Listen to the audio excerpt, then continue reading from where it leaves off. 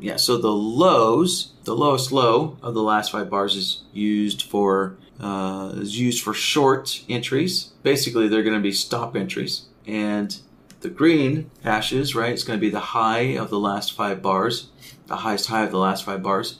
And so that's going to be used for the stop long entry. So, all right, so let's get Blackbird open again. So first, let's set up the entry signals here. So, right, so you can see here that in the middle section here, right, it says signals. So we'll click on that, and we're going to use a BloodHound signal. So you can, if you have a third-party indicator that generates trade signals, right, it actually needs to generate a trade signal, not just a little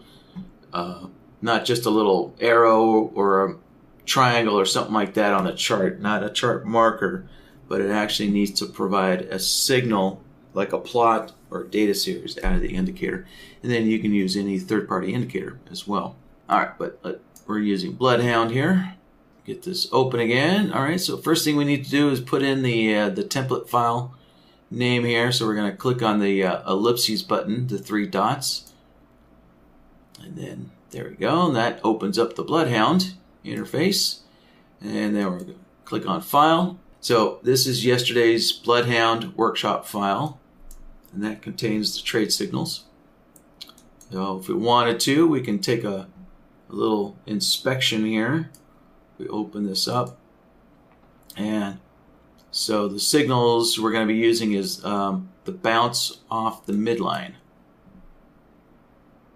All right, if we wanted to, we could just take a quick look at the logic, which I always recommend. It's a good idea just to take a look at the logic to make sure that all the leaders look like they're connected up correctly, because it is quite easy to forget. And so for example, let's say you're doing some, last time you're looking at this, at this BloodHound template, you were doing some testing and whatnot, and you might have left the result node connected up to something else, incorrectly there, something like that. So it's always good to take a quick look and make sure all the leaders, make sure everything looks like it's connected correctly, that you left it in the correct state there.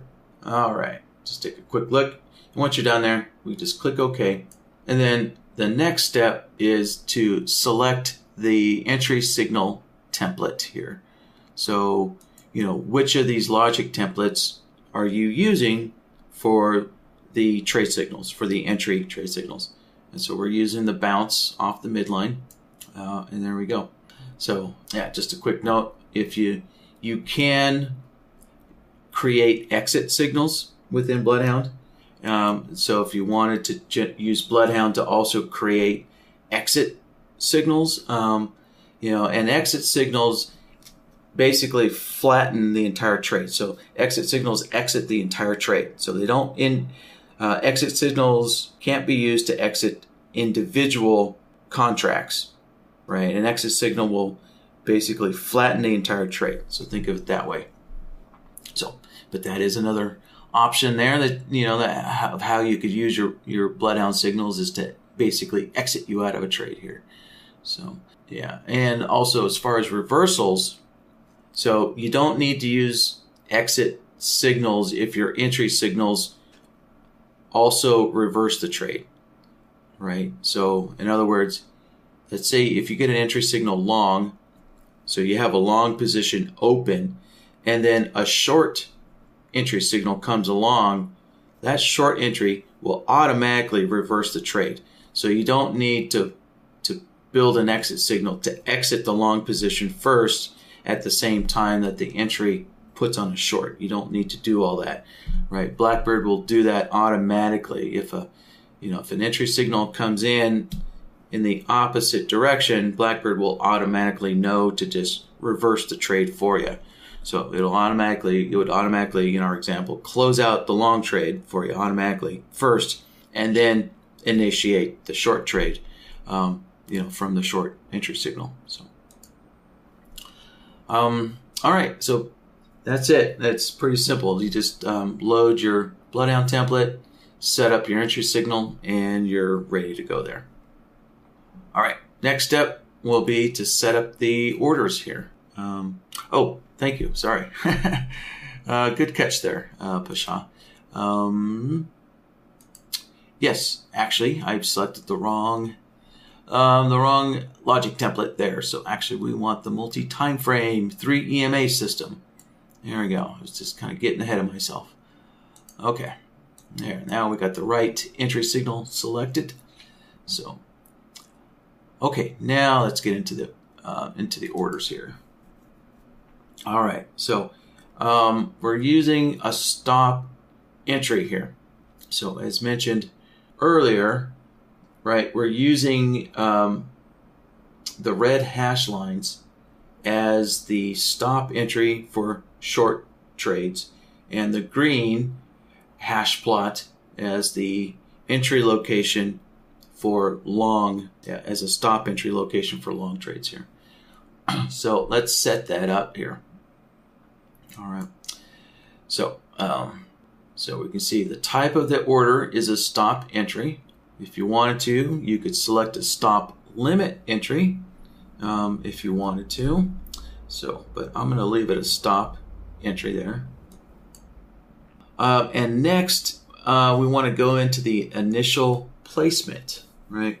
So again, so the chameleon here plotting the red and green hash lines. So right, that is the initial placement for the entry order.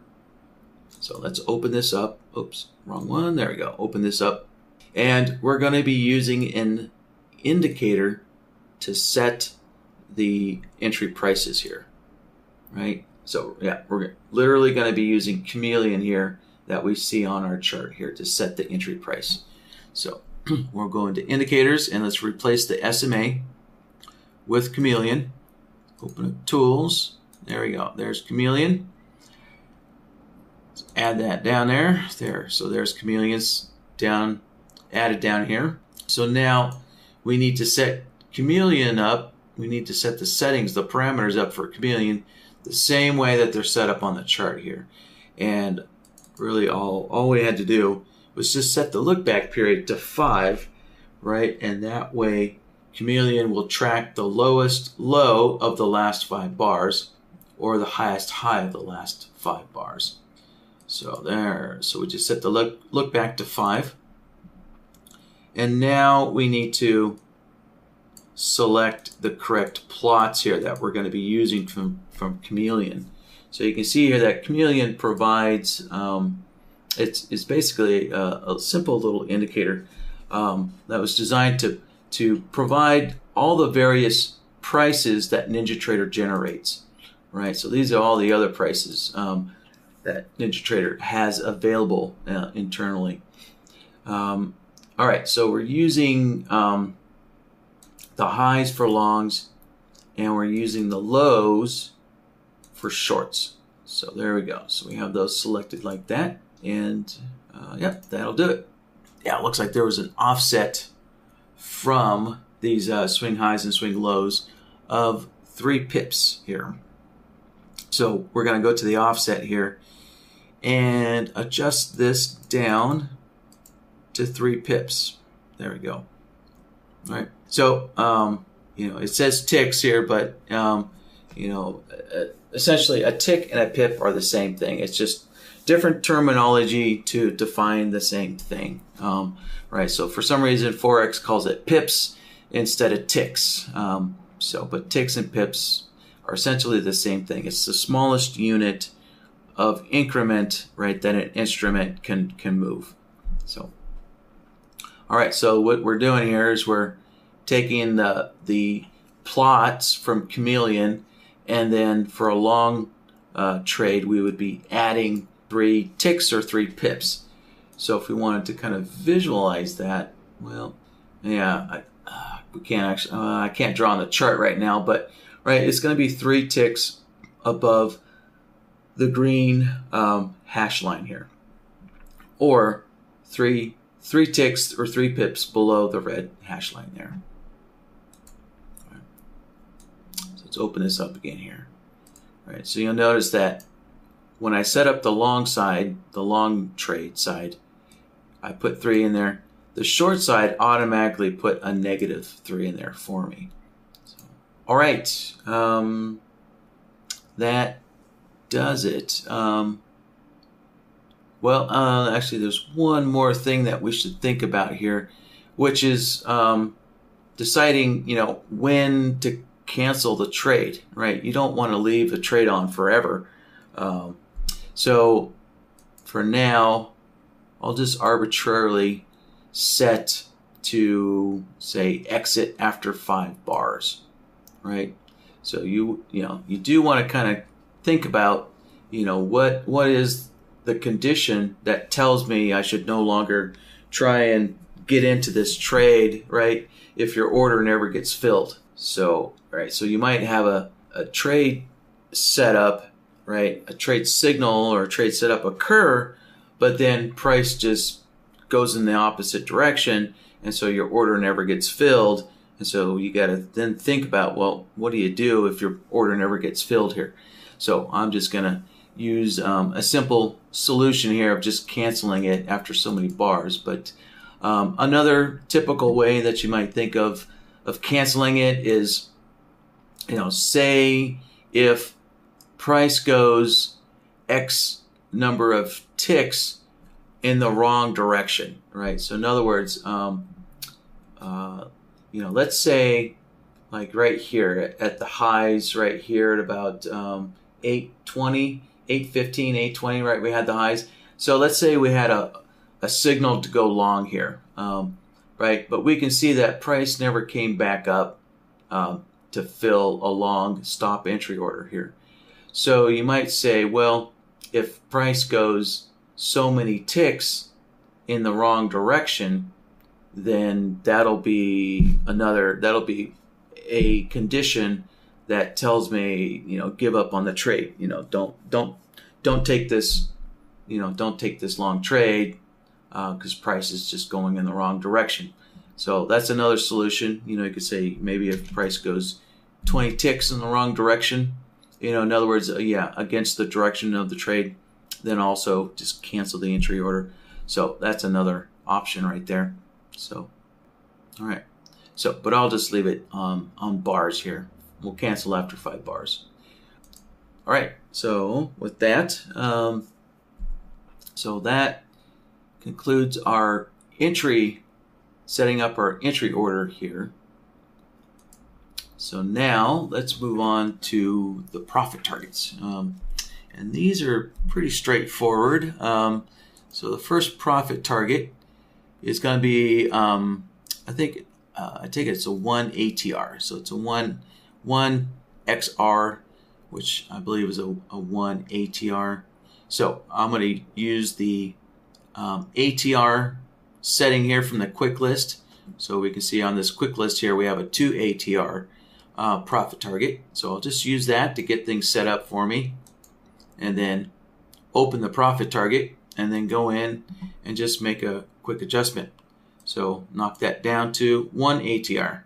Right, so we can see this has the ATR already set up for us. And if you wanted to, you can adjust the period for the ATR.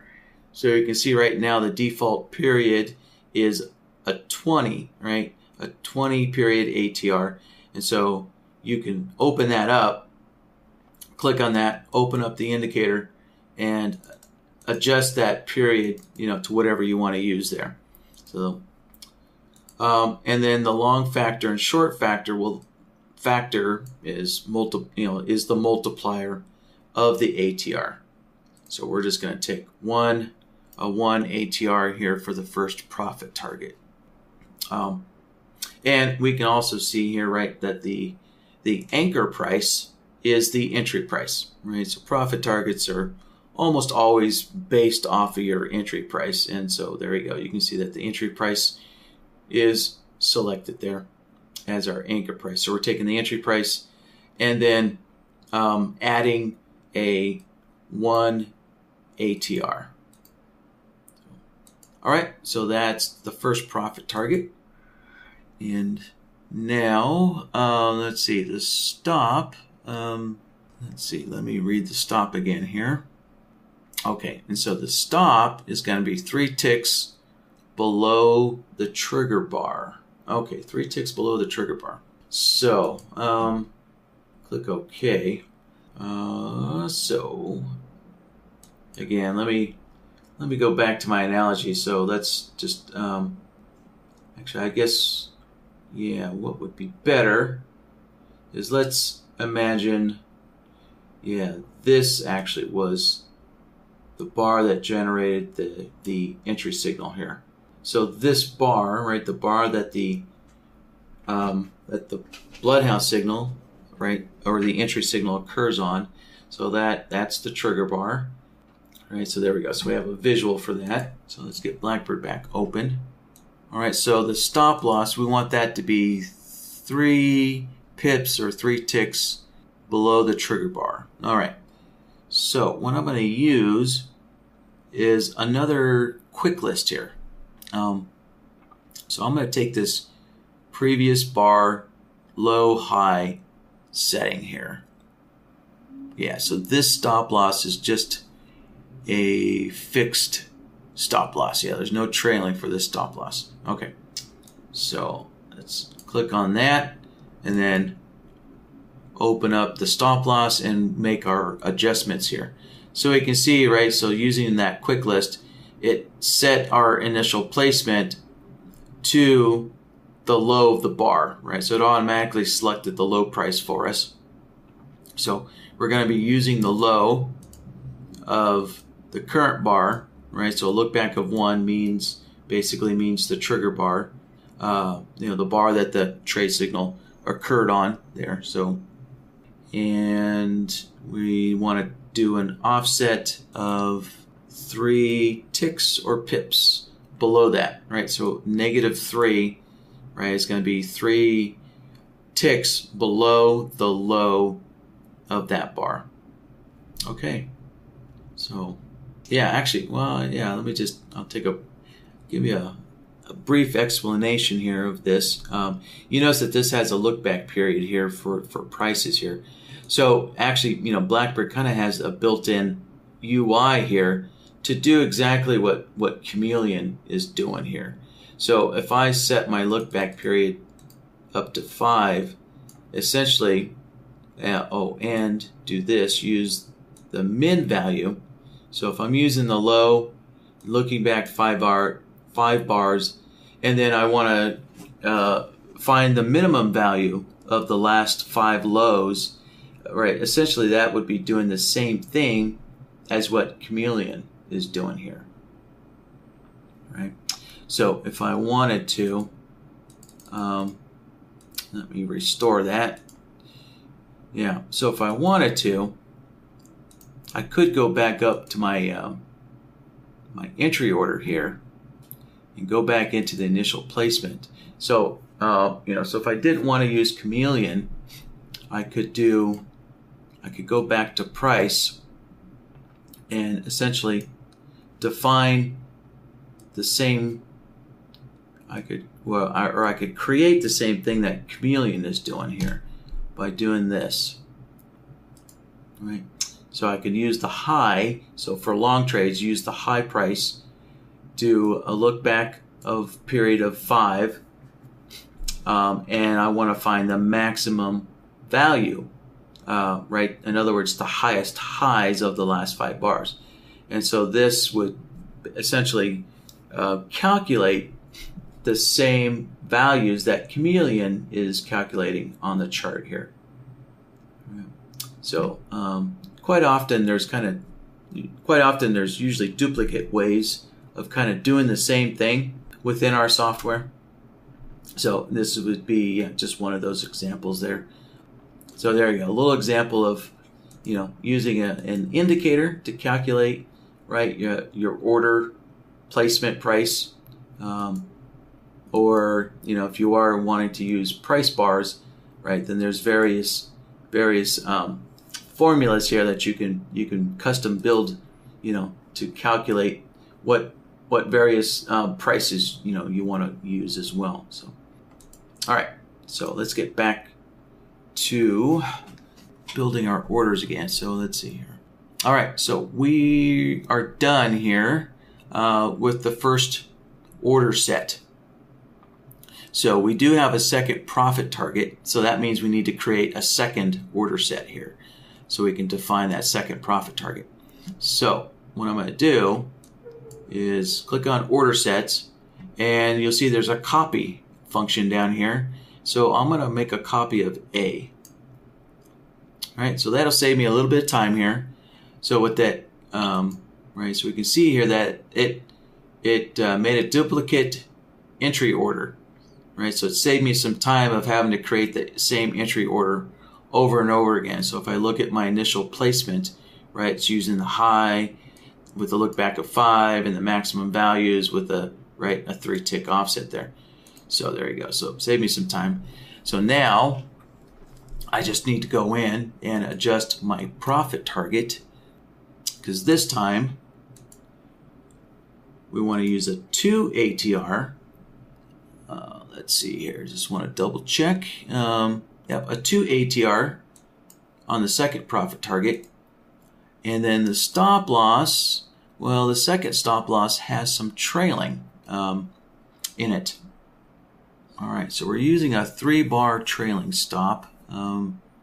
Essentially, the stop loss is kind of using the same concept as our entry orders, right, where we want to track the lowest low of the last 3 bars, though. For the stop loss is going to use the last 3 bars, whereas the entry order is using the last 5 bars for the entry. So yeah, so what I'm actually going to do here is take a little shortcut. I'm going to cancel this stop loss and recreate it. So I'm going to go down here to trailing, and to kind of set things up for me a little bit is I'm going to use the previous bar high-low trailing option here. So I'll select that for my quick list, and then I do need to go back into the initial placement and add that 3-tick offset, right, from the bar low. So in other words, right, so the initial placement for our first stop loss, that initial placement is using the low of one look back period with a negative 3 offset there. So I want to make sure that this excuse me, second profit target is set up exactly the same way, right? And that's for the initial placement, right? So now we can go into the trailing actions here and now create the trailing rules. Or adjust the trailing rules here. So let's see here, 3. So I'm going to adjust the name here. So this is actually a, let me cancel that. Oh, I lost it. Okay, I'll just rewrite this. So this is actually a 3-bar low high trail. Well, actually, let me just put, a 3-tick with a 3-tick offset there. So yeah. All right, so I've got a name here. Now, if we wanted to, we could add some kind of a delay so that the trailing action doesn't kick in immediately. So if you wanted to wait, at least 1 bar before this trailing kicks in, you could do that. Set up like a 1-bar delay or maybe a 2-bar delay before the trailing kicks in, or we could do something a little more, just as kind of simple, but say we want to wait for X number of ticks in profit. So if we use ticks in direction, that would be, basically waiting for 10 ticks in profit to be hit, and then the trailing rule could kick in, something like that. Or, but I'll leave all those turned off. Or another common option here is using a trigger and then using the order status changed. And what this does is we could say wait for the profit target. So profit target A, so you see how it says A profit target, right? So remember, the first order set here is order set A, right? It's got the name right there, A, and the second one is called B. Those are just, default automatic names there. So what this is saying is take a look at the profit target for order set A, right? So that's our first profit target, and wait till it gets filled, right? So you can see the mode is filled. Wait till that profit target is filled, or if any number of contracts get filled, just say, look, if that profit target is touched and a couple of contracts are filled, then that would then be the trigger for the trailing rule to kick in, and for this stop loss would then only start trailing right after the first profit target, or profit target A, gets filled. So that's another kind of common option to start activating the trailing rules. All right. So again, I will leave this. I'll turn this off here and leave this to none. So, but the important thing here is to go into the action, and so we have to tell BlackBird how to calculate the trailing price, right? So here we can see we're already in the move 2.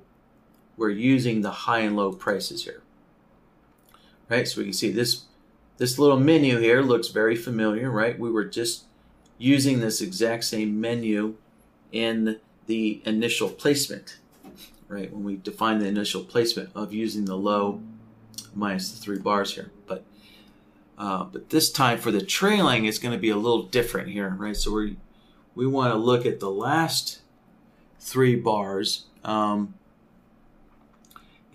we want to use, the minimum value here.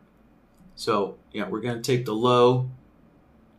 We're going to look back on the last 3 low prices and find the minimum value, or in other words, the lowest low of the last 3 lows. And let's see if there's an offset here.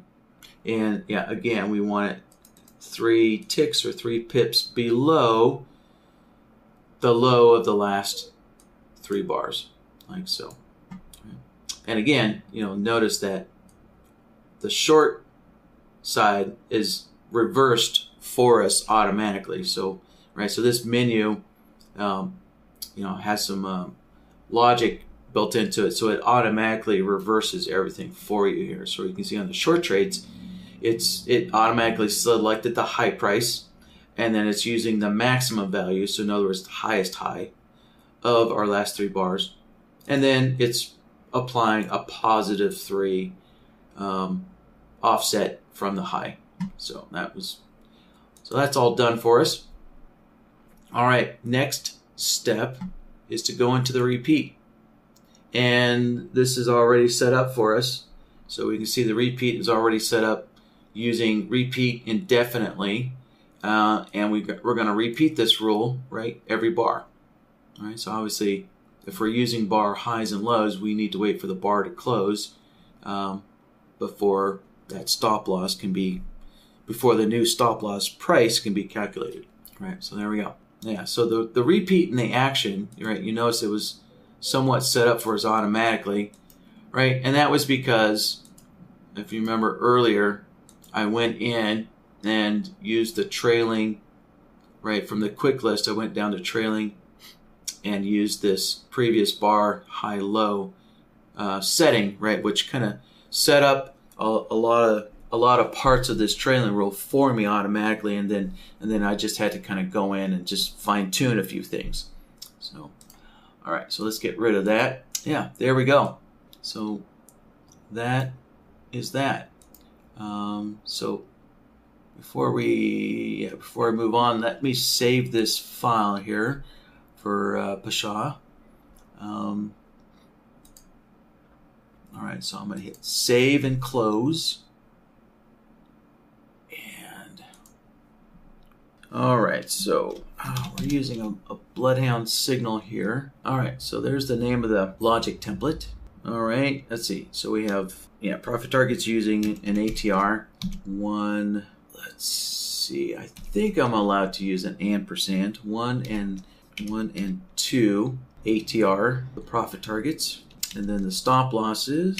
Stop losses. So, of course, this is my little quick naming convention, but it it's always good for you to come up with your own consistent naming convention there. It just makes it a lot easier when you look back on things later on to read and figure out what exactly is in your BloodHound settings. Let's see. All right, so this stop loss is using bar low and high -3 ticks. Then we have a trailing, which is a 3-bar low and high trailing as well.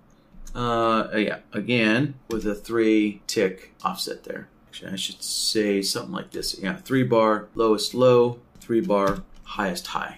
Let's see here. I forgot the entry. We have a stop entry at 5-bar highest high or lowest low with, we had a 3-tick offset from that as well. All right, there we go. So in this file name, we have the name of the BloodHound logic template, our entry order, brief description for the profit targets, brief description for the stop loss.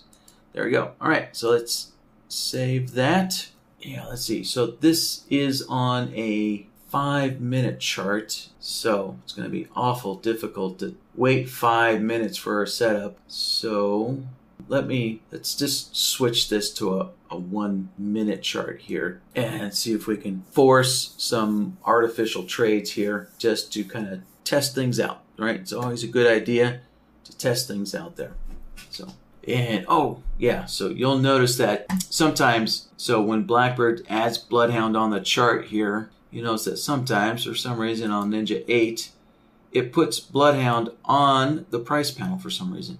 So it's easy to fix this. You just click on it like that and then drag it. So you'll drag it down and you'll see a little blue highlight.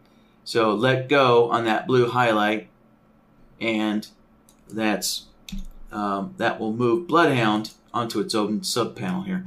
And then we can go up to the logic template up here and then select which logic template you want to take a look at for the entry signals.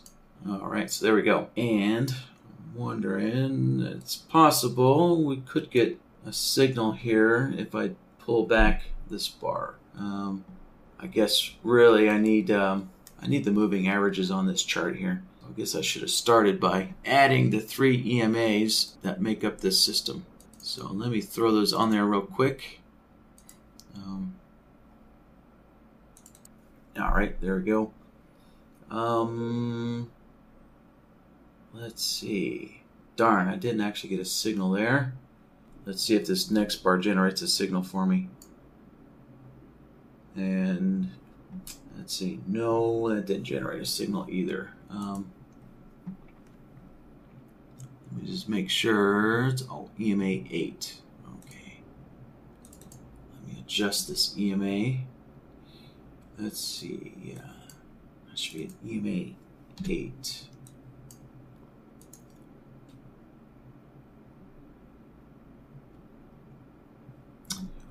Well, all right. I may not be able to force a BloodHound signal.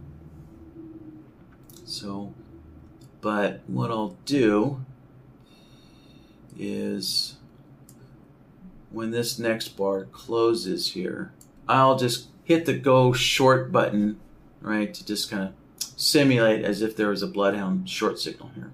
All right, go short.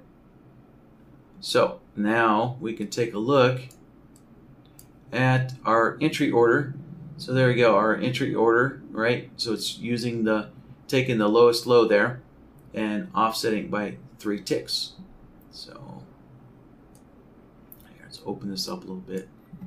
Okay, now next, let's let me pull the market down, and we'll get this entry order filled here, and then take a look at our stop losses and profit targets. And there we go. All right, so we got it filled, and let's take a look. Yeah, okay, so our stop losses, right, took the high, took the high of the bar, and then we can see, it looks like it's about three ticks off the high of that bar right there.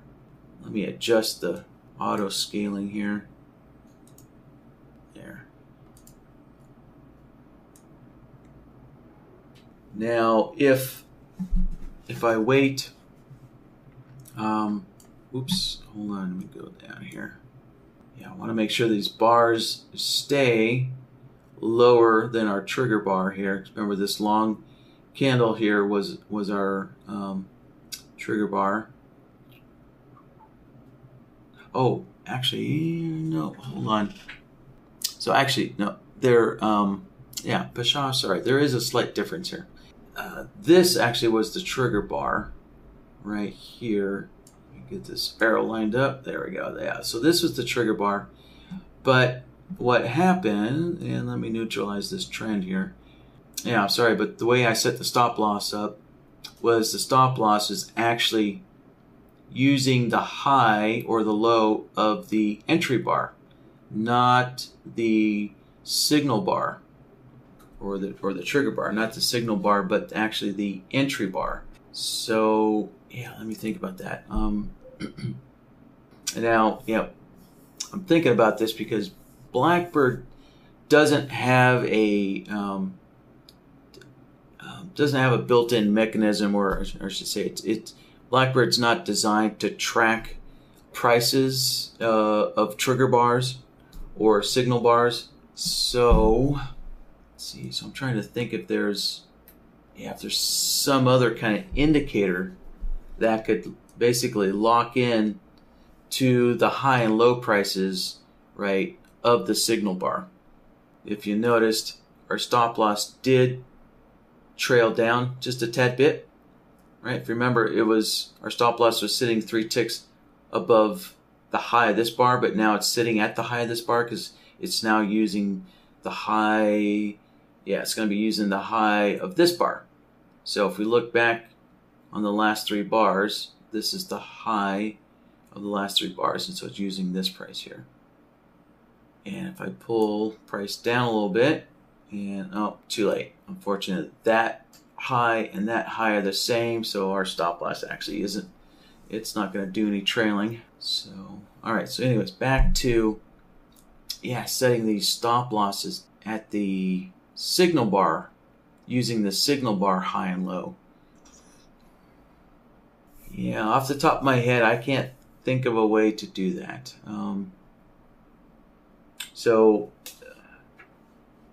Essentially, simply put, BlackBird would need some kind of custom indicator that that tracks the price of the signal bar, right?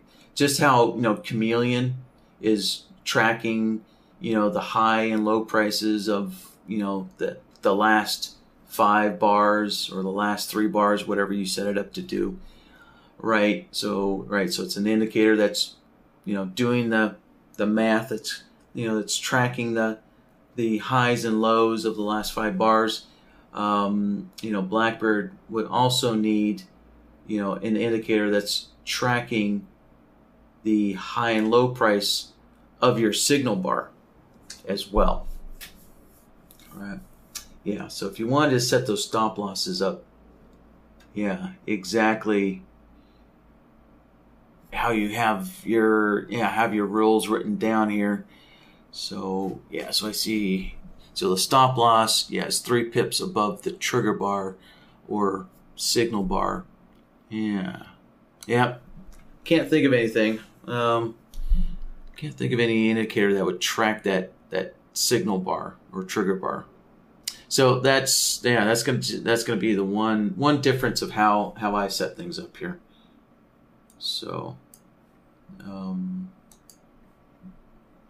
so let's open this up again here. So if we open up the stop losses and go to the options tab, right?